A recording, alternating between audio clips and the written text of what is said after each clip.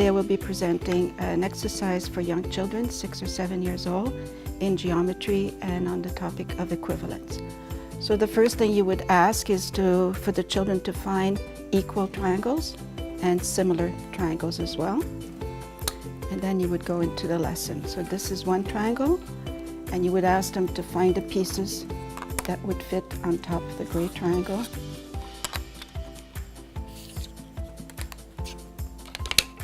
Now, once they've established that all 4 triangles are equivalent, we're going to take them apart. And the children will realize that half of this triangle would be equal to this right-angled triangle. So we've established equivalence.